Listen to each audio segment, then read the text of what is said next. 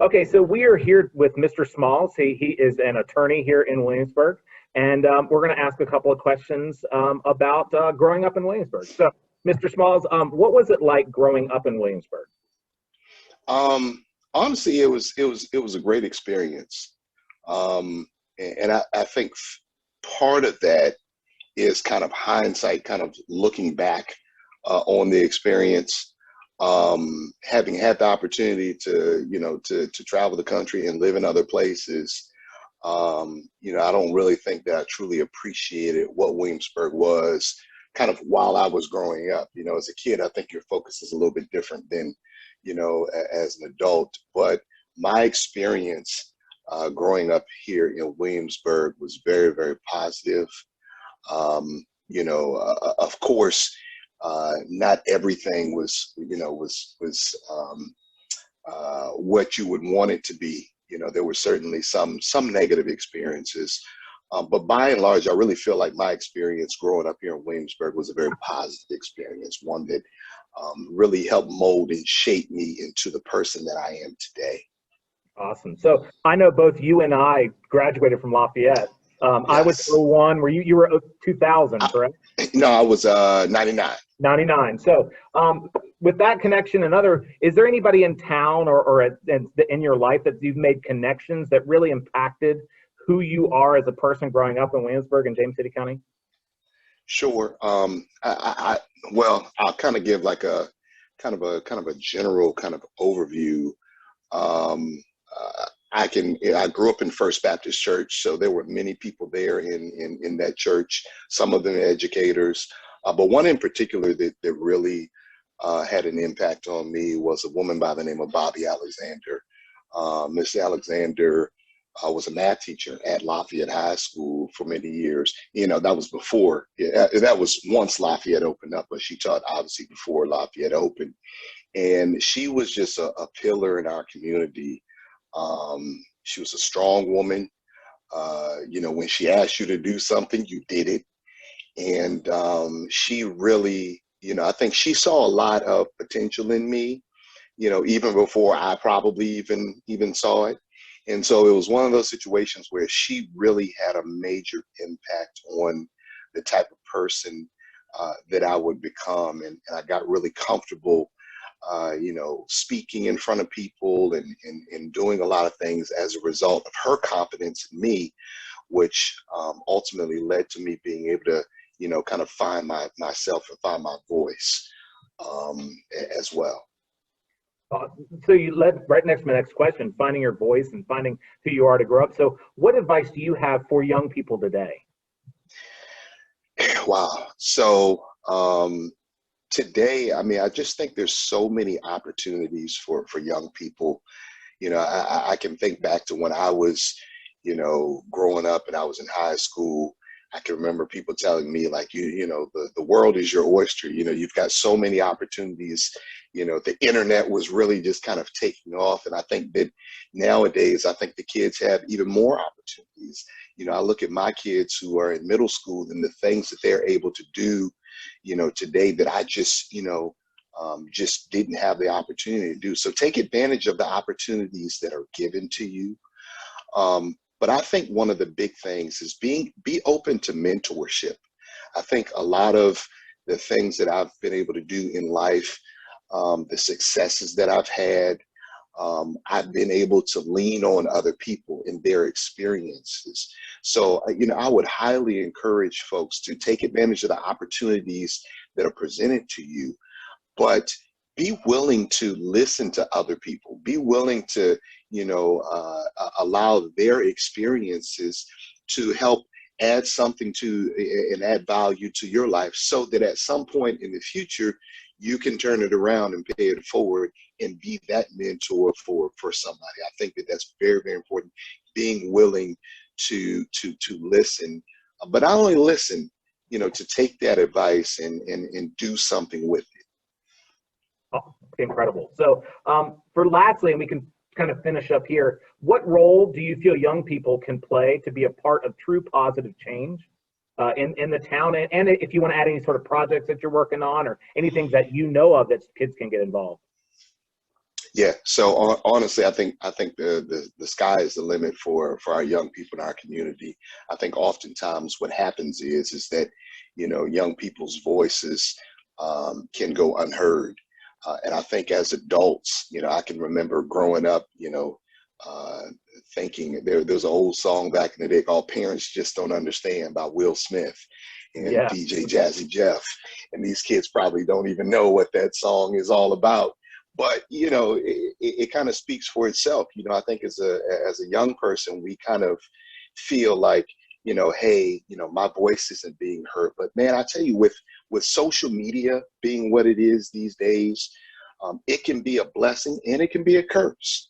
So I think young people have a voice today like they've never had before, and so to be in a position to be able to utilize that voice, I think is important. So realizing that what you say does have power, realizing that that's the case, I think is very, very important. As far as projects, right? So last year, well, actually, I should say 2 years ago now, in October of 2019, we started a nonprofit organization called Media Mentors, where our goal is to work with young people to, one, teach them film production, okay, teach them that process, but two, how do you take that skill set and then turn it into a business? How do you become an entrepreneur? And so our motto or our theme is to own your narrative. I think so many times our young people have their narratives dictated to them. But the powerful thing about today's times is now they're able to now own their own narratives and to share their stories through video, through social media content, and they can do it in a positive, constructive way. And so, I just encourage young people to use that voice for good, and realizing that whatever you put out there, okay, whether it's good or not so good, once it's out there, it's out there. And so you want to make sure that whatever you're putting out there is positive and can ultimately have an impact on other young people for generations to come. Um, so yeah, no, that this is I'm enjoying having the opportunity to speak to young people, because young people, I just have an affinity for them. There's a lot of potential. There's things that young people see that we as adults oftentimes we don't see, because sometimes we can get stuck in our ways, some more than others. But yeah, that's I think the young people have a tremendous opportunity today, and I'm just glad to be able to see all of the possibilities that there are out there for them. Well, thank you very much, Mr. Smalls, for being with us today, and I look forward to hopefully working with you in the near future. Absolutely. I just have a quick question, and Mr. Smalls, Sure. thank you for meeting with us today. But I know you're a Michigan Wolverine, so Yes, sir. I know I think you had the opportunity to play with Tom Brady. I did. Yep. On the other side of the ball. So we have a Super Bowl game coming up, I believe, this Sunday. So what do you think is going to happen? Do you think your guy Tom Brady can pull a Super Bowl off at what, 40? He's 43, right? 43 years old. Yeah. Do you think he can pull it off? Well, so here's the thing that I've learned just kind of over the years is you don't bet against Tom Brady. No.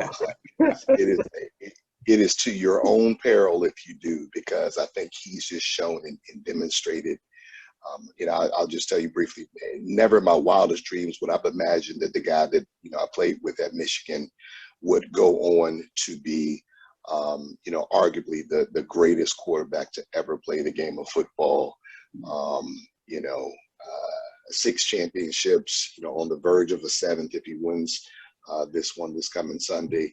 But he's just got a drive and a hunger for the game that, a lot of times, guys will have that for a little bit and then it kind of dissipates. But it just seems like, statistically, I saw yesterday somebody say statistically this was like his best year ever, which is crazy considering the fact that he's had some pretty decent years. He's a guy that's a first ballot Hall of Famer. So So to answer your question, not only do I think will he win, I am confident that he will win. Okay, all right. He is going to will his team to a victory, to the chagrin of all the Kansas City Chiefs fans out there, and all of those fans that just don't like Tom Brady. So,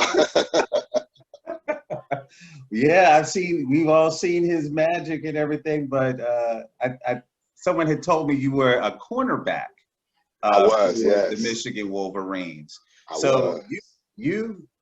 I mean, it's a top tier football program, Division I, and Williamsburg has been blessed with student athletes that are producing on a high level. What do you think really has brought that to this community?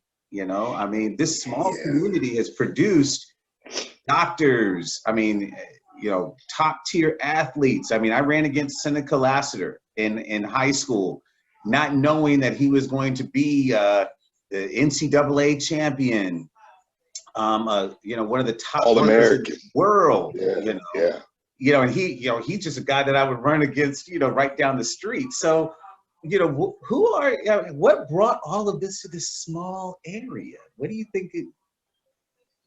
Yeah. I honestly, I don't know. Pharrell Williams says there's something in the water, here in 757. And I truly believe there is something in the water, because if you expand out of just the Williamsburg area, we've had some phenomenal athletes come out of this area. But speaking specifically to Williamsburg, growing up, Lawrence Taylor was an icon. Many people still consider him, the best defensive player to ever play the game of football. And, his story is unique in that, he didn't play, I don't think he played football at Lafayette until his junior year, if I'm not mistaken. And with the prodding of the legendary Mel Jones, he finally came out and played football, and the rest is history. Obviously, going on and getting a scholarship to North Carolina, and then his storied career with the New York Giants. But I just think that whether it be athletics or academics, I just think that this community has always prided itself in excellence.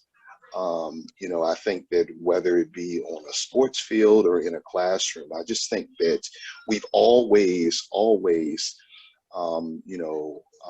just wanted to be great here in this community, and we've had people, push us to that. So I just think that, while there are a lot of communities around this country that are truly, have produced some special people, I just think Williamsburg just is unique and a special place.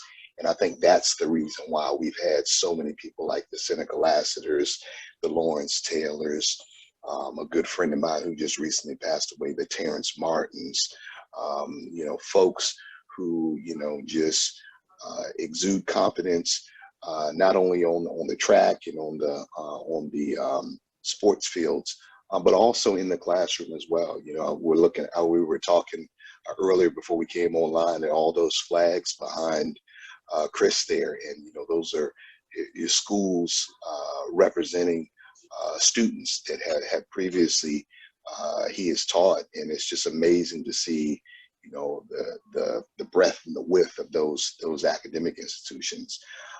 So it's not just athletics. We strive on and off the field. So I just think Williamsburg is a special community, but there's definitely something in the water.